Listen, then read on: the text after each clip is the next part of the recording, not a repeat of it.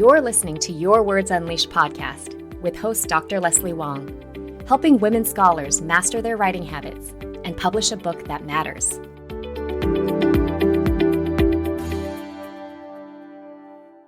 I'm very excited to welcome my friend and coaching colleague, Dr. Katherine Lee, onto Your Words Unleashed podcast. Katherine is a higher ed coach and career strategist. She's the founder of Rise with Clarity, a coaching and consulting business for women of color faculty in higher education, and she's host of the amazing Rise with Clarity podcast. As a former musician and trained ethnographer, Katherine is adept at deep listening and observation, and she brings these skills together with her coaching practice and 20 years of experience in higher education. She is ICF certified as an associate certified coach, and Dr. Lee received a PhD in ethnomusicology from Harvard University in 2012.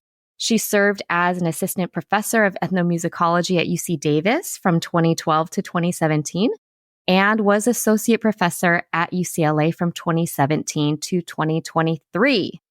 So, Katherine, it is so good to see you. Oh, it's lovely to see you, Leslie. Katherine and I have known each other for a few years, and we met as she was starting to seriously consider becoming a career coach and leaving academia. And even though Katherine has published a sole-authored monograph, and I'm sure has lots to say about writing, I actually wanted to have her on to elaborate on the challenges that women of color academics face in particular.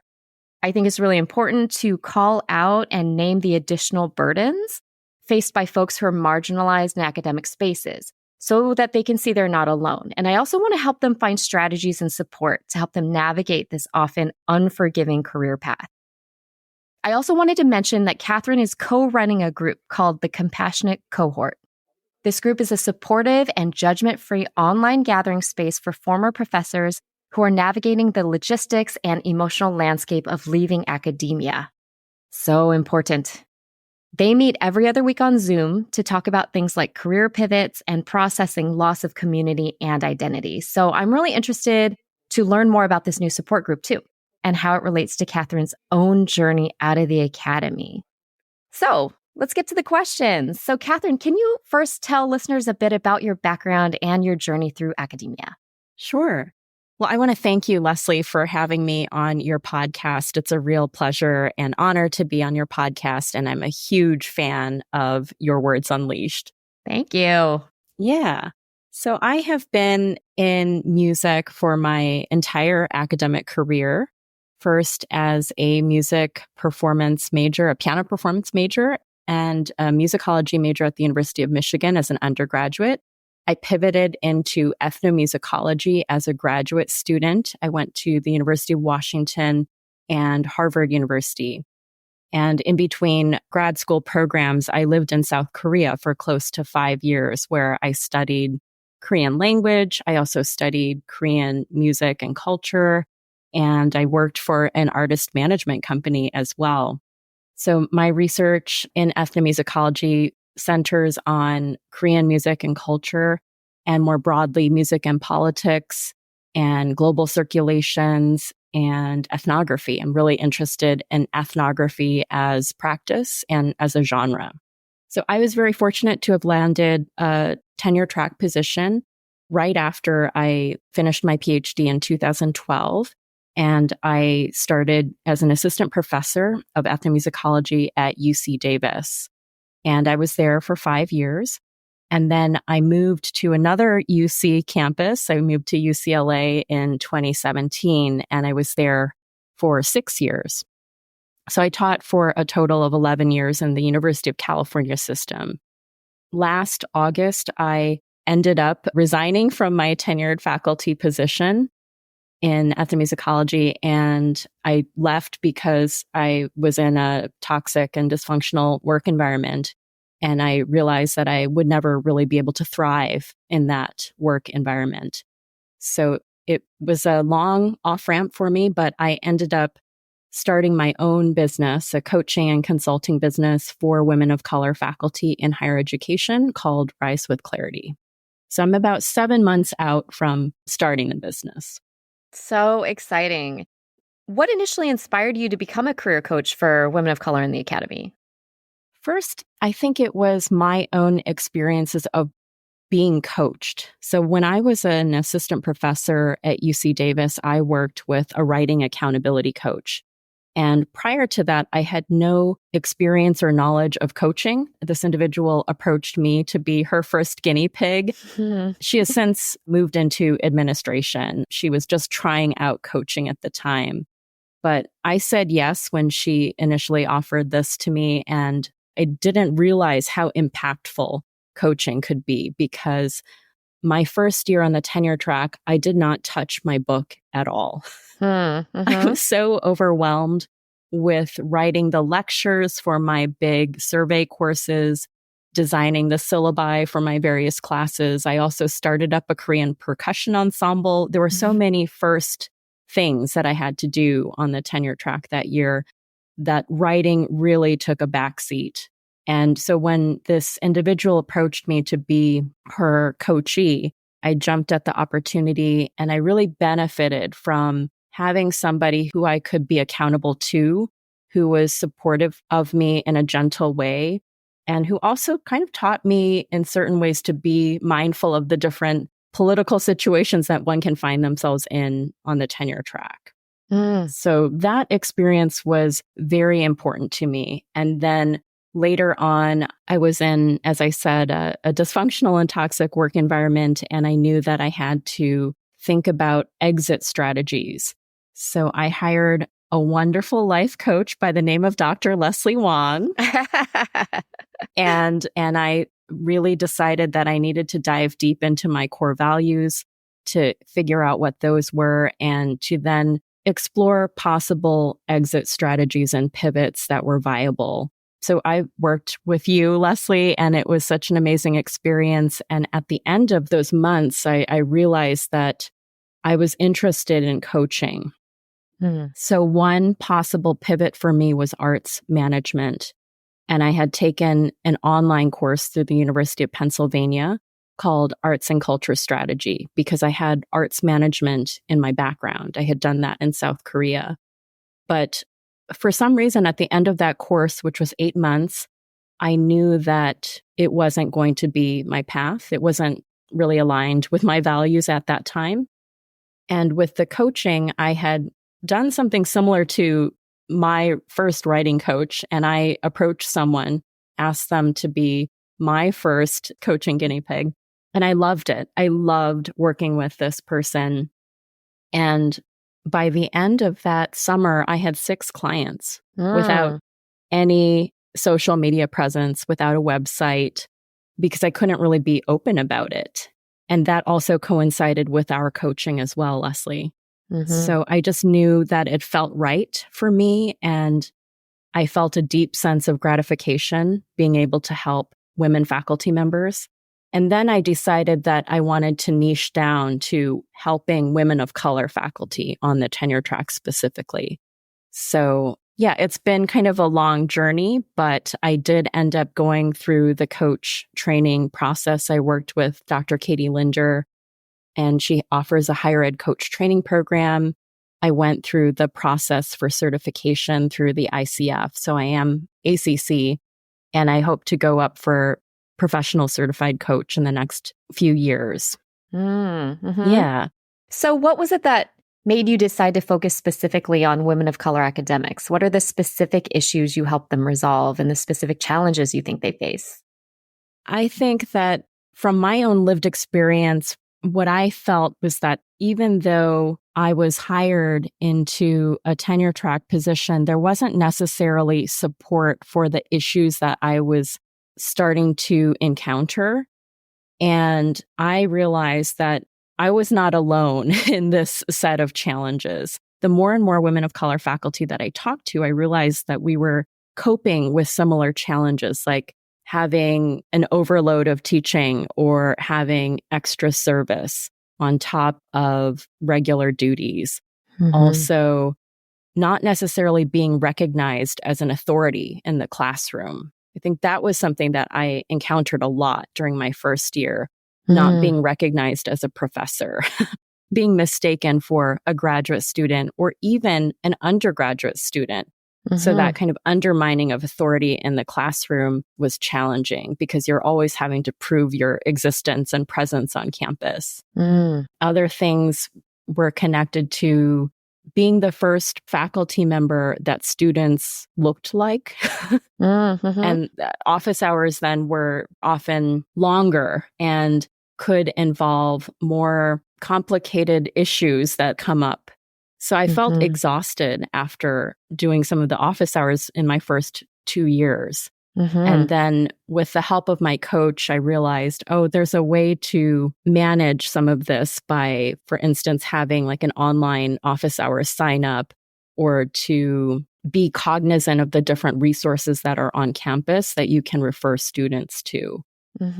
But nobody tells you about this your first year on the tenure track. And if you have colleagues that don't have your own lived experience and are not women of color faculty, then they wouldn't be attuned to these things as additional challenges to being on the tenure track. Yeah. So can you think of any other sort of common strategies that you suggest for your clients that are facing these sorts of things?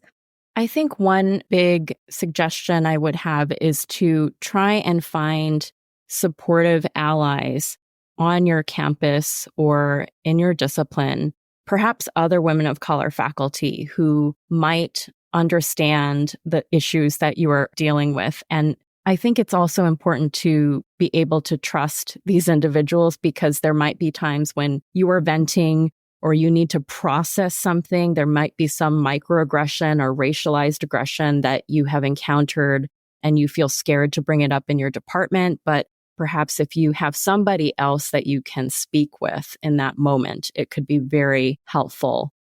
Spending the time to invest in those relationships early on can be very beneficial. So that would be one strategy, is try to find a small group of other women of color faculty that you can confide in, that you can trust, and that you can kind of lean on one another during challenging moments. Yeah, and I would imagine that they should also be at different levels in the hierarchy, right? So you need folks that are junior like you, so you can really commiserate, but you need some senior faculty too who can advise you and go to bat for you too.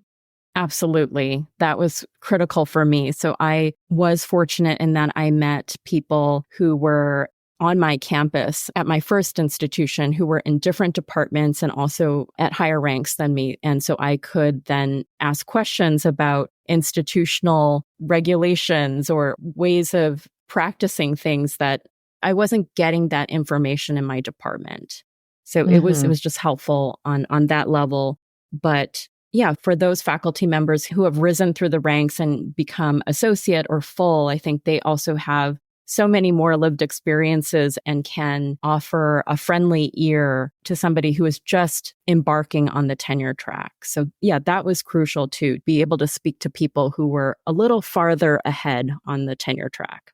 Can I ask, I have some clients who are junior faculty members, and they tell me that they find networking to be really exhausting. They feel very socially awkward. They don't want to seem strategic in setting up these sorts of, like, how do you find mentors? Like, do you just email them? Like, what do you recommend for people?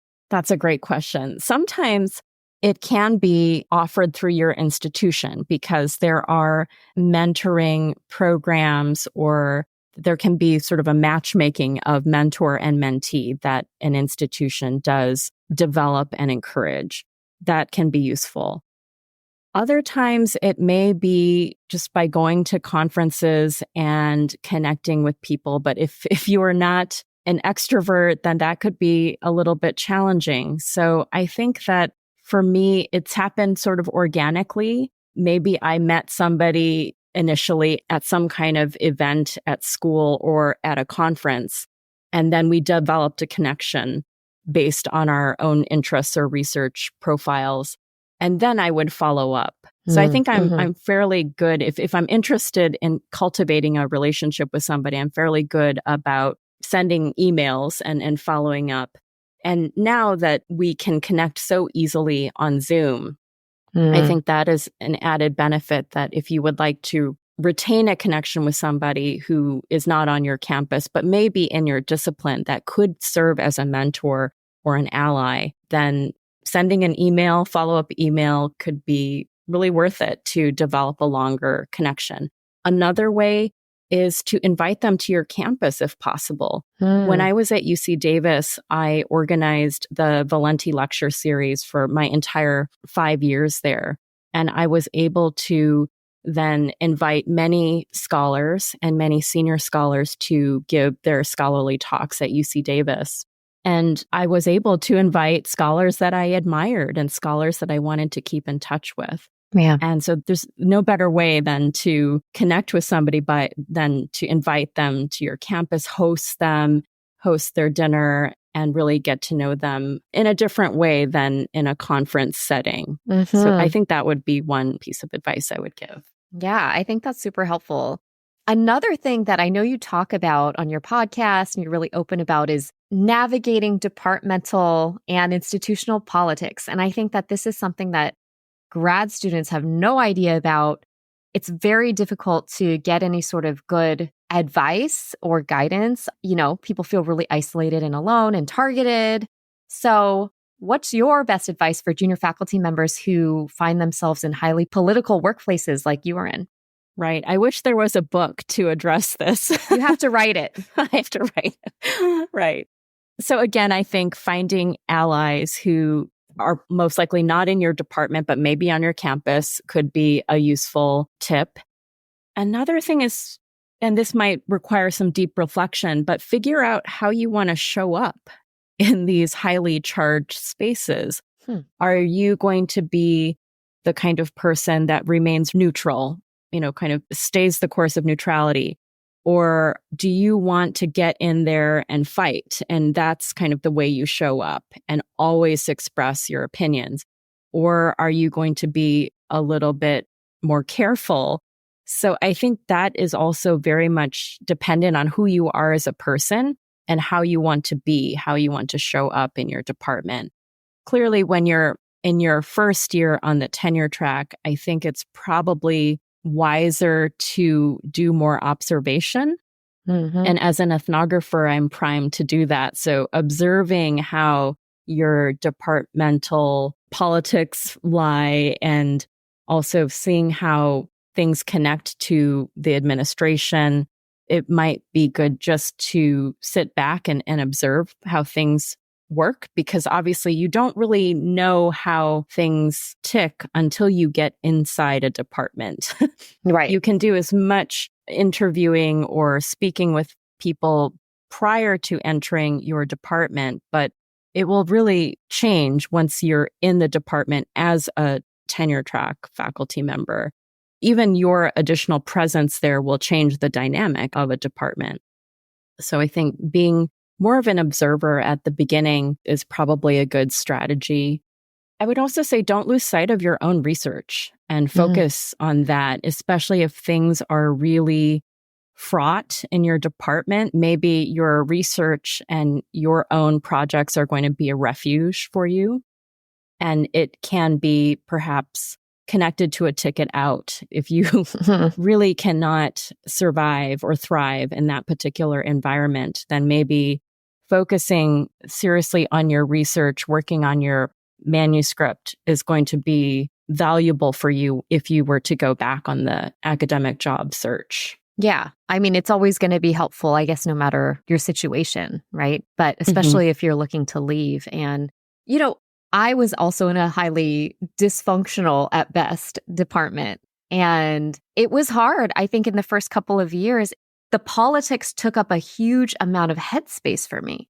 And it was very difficult for me not to take things personally, not to get pulled into the various grudges that senior faculty had against each other, to get involved in these ongoing debates that predate you by decades. Right. So what should people do to not allow the politics to just consume them?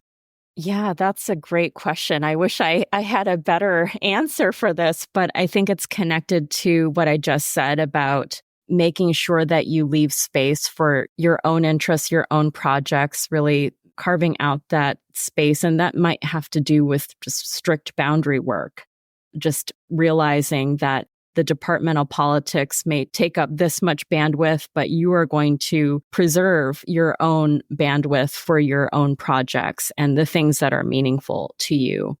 Mm-hmm. I would also say it's probably important to figure out what support structures you may have in your university.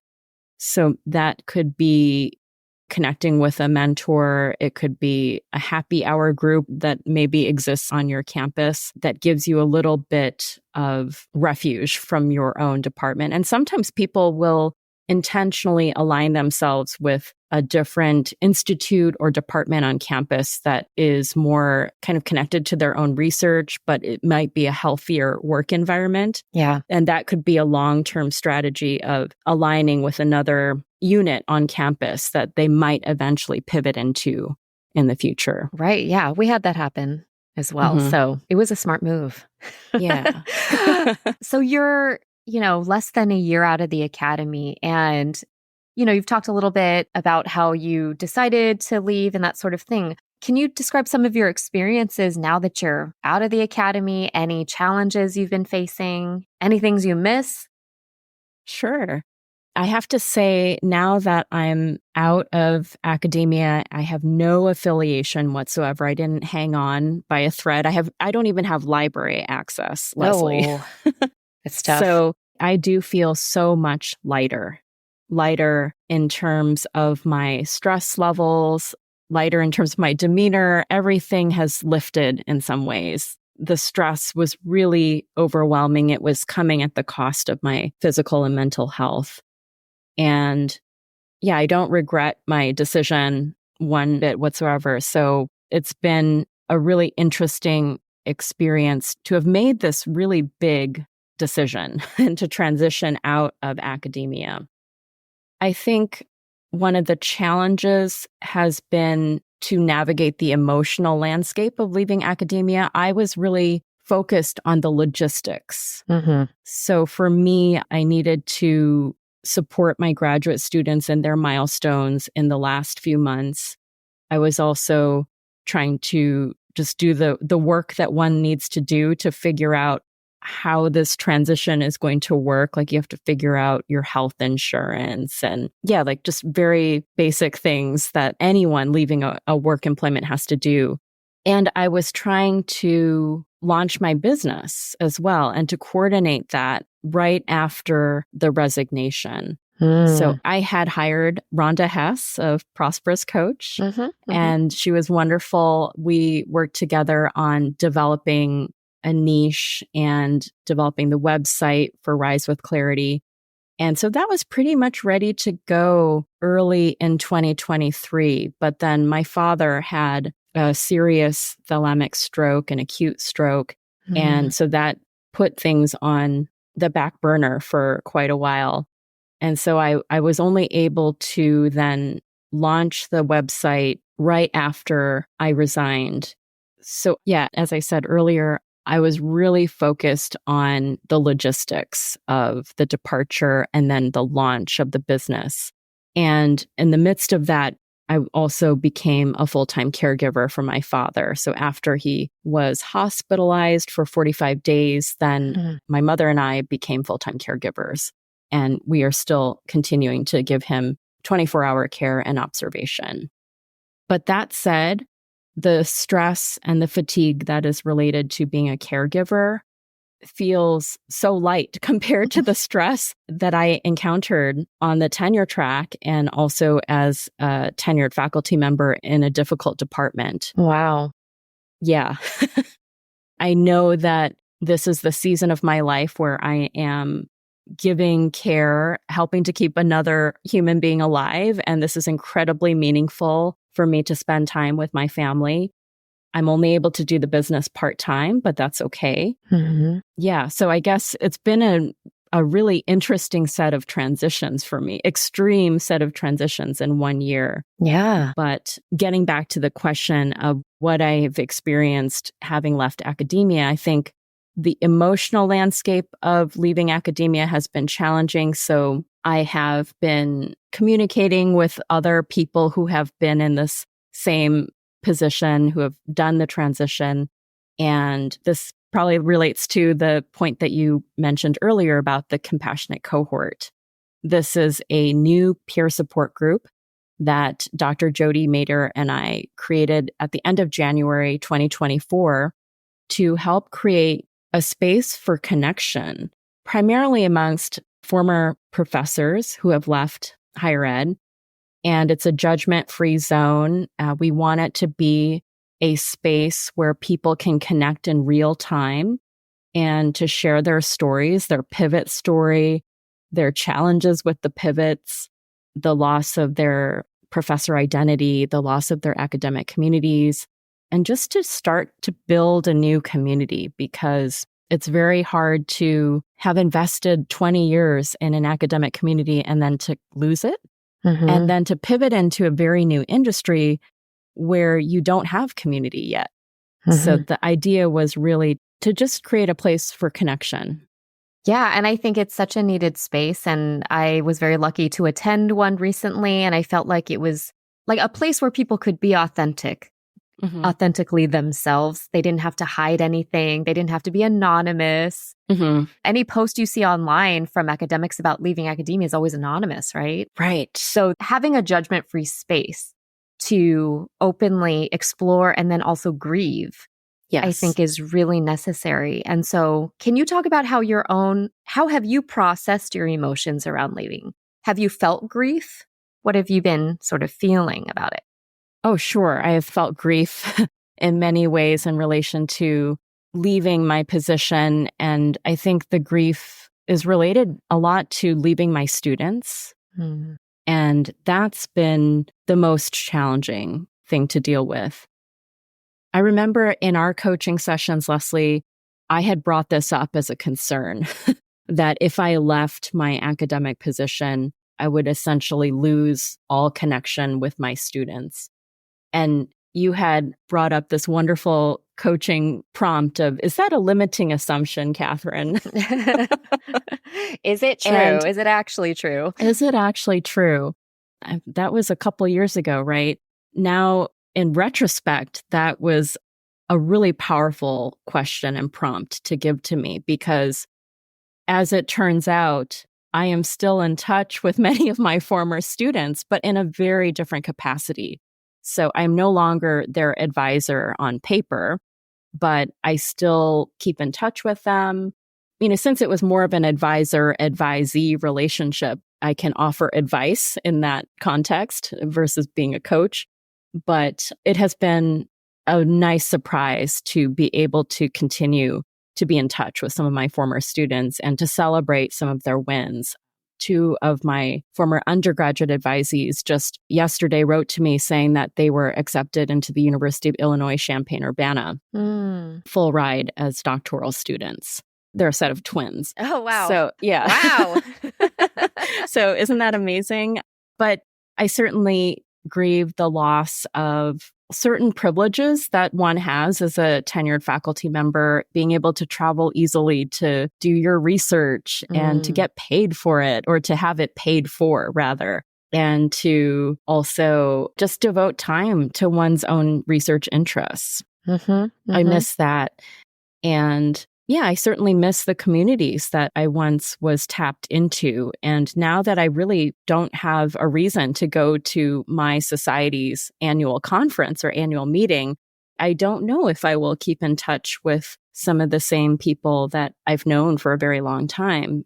I wonder if I just become somebody that they can't relate to as somebody who's left. And that's an interesting space to occupy, to be that person who's left.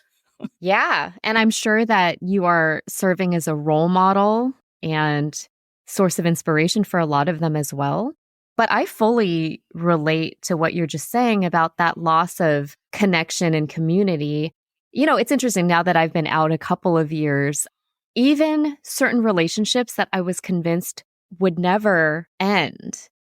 I wouldn't say they've ended, but I had assumed that we had a really, really strong foundation that went far beyond the academy, have probably just diminished a lot.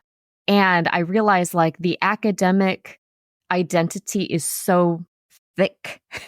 It's so Yeah, strong. It ties you together with people in ways that I don't think you can see 100% until you leave. I think that's right. Yeah, and that has been an interesting thing. So even though there's many people that I wish them well, we've been in each other's lives for decades now, there's just a lot less to connect over. Hmm. And that's just part of life transformation. Hmm. And it's an okay thing, but it is something that you have to acknowledge and get used to if you are the person who is left. Yeah. Yeah. Yeah. So just to wrap up, let's get back to advice giving because I think it's super helpful for folks. And what advice do you have for junior scholars who are trying to create a sustainable life and career in the academy, especially right now when it seems like everybody's burnt out, everybody's overworked, stretched so thin, institutions are asking more and more of them. How can they stay afloat? What I would say first and foremost is learn how to create and maintain boundaries. You have a wonderful podcast episode on this, which I have referred several clients to. So I would say listen to Leslie's podcast episode on, is it like creating bulletproof boundaries? I think that's the title of it. Learn how to say no to things, right? I think at the very beginning, it's really flattering when people email you out of the blue. It's very fascinating, right? Where you've never interacted with this person and then they reach out to you and they ask you to do a book review or they ask you to do something. And it's so flattering because nobody's asked you to do that before. But if that is coming at the cost of working on your own research and your own manuscript, then I think that can be a problem and it can accumulate. So then at the end, you find yourself having said yes to a lot of things that take time away from your own research that you need in order to be successful on the tenure track, right? And then you end up resenting having said yes. So for me, a meaningful metric was if I was starting to feel resentment about potentially accepting an invitation or having said yes. Yeah. So you have a great suggestion on your podcast of having a no committee. So if there's something that you're stumped on whether or not you should say yes or no to, run it by your no committee and they can give you some advice on what to do. I would also say prioritize things outside of your academic position. So this could be a hobby, it could be your family, it could be many things, but try to keep that in the mix of things because I think it can get so overwhelming and so stressful to be on the tenure track. There's so many different demands on your time. But if you can make the time for things that are meaningful to you, give you joy, give you gratification, then that can give a little bit of balance during the semester. And the last thing I would say is to really pay attention to your body and your health. Because there are so many people who are burnt out and their body is telling them that they are exhausted and that they are encountering mental health issues or physical issues. And your body will often give you those signs and signals first before you have some kind of health crisis. And just speaking from my own experience, I didn't pay attention to what my body was telling me until I was in the hospital. So I experienced a health crisis at the end of 2021. And I speak about this in a podcast episode. And that was a real wake up call for me because I had never been a really kind of sick person. So when I was in the hospital, in the ICU, and I was still trying to do my work, I was using my iPhone to respond to work emails. Then I thought, something's wrong here. I need to address this issue. I need to get better. And I wonder if this job is actually making my health worse. So for me, it took that for me to then be serious about my exit strategies. Yeah. Thank you for sharing that. And I feel like a lot of folks do have multiple kinds of serious health scares and crises and wake-up calls, and then they still don't create that objective distance between themselves and their work. because everything feels urgent.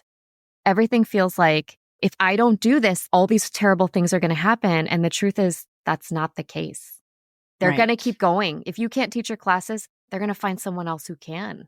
Right. Right. Yep. So I think it's always just like, what happens when you put yourself first? That's a total game changer for a lot of folks and very scary for folks, many people, many academics who are very helpful, service-oriented people to consider. And givers. But I think that barometer of, do I feel some amount of resentment? That's always a good one. That's a really good one. That was super helpful. Yeah. So Katherine, thank you so much for coming on and sharing so much of your wisdom. How can listeners connect with you, especially if they want to hire you as a coach, if they want to listen to the Rise with Clarity podcast? How can they find you? Well, thank you, Leslie. Thank you so much for having me on. Anyone who's interested in Rise with Clarity can check out my website, which is risewithclarity.com. And I do have a podcast that I put out roughly every 2 weeks, about twice a month. And so that's also called Rise with Clarity. You can find it on Apple Podcasts or Spotify or iHeartRadio. I also have a LinkedIn presence. So that would be under my full name, which is Katherine Lee. And let's see, I think that's probably it. But just a little information about the program. So I primarily work with women of color faculty on the tenure track.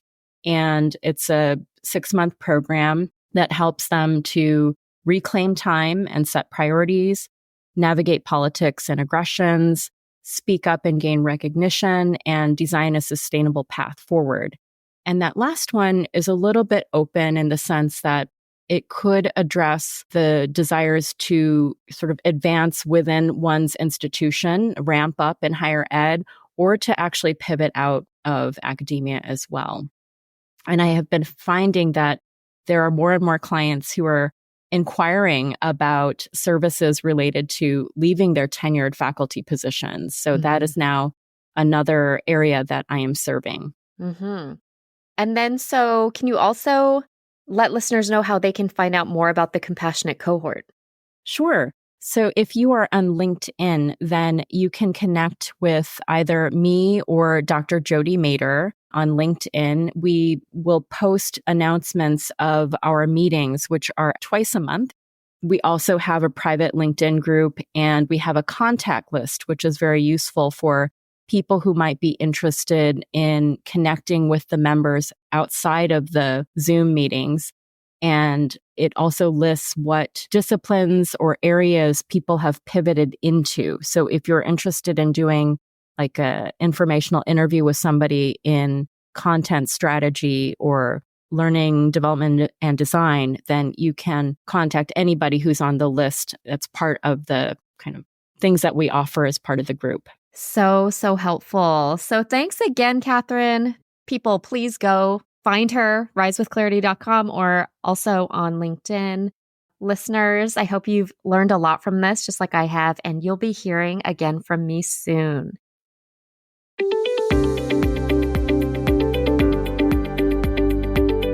Thanks for tuning in to Your Words Unleashed podcast. If you enjoyed this episode, please share it with other writers or leave a rating and review. To find the full transcript and catch all the latest from me, check out my website, yourwordsunleashed.com. I'll talk to you next time. Happy writing.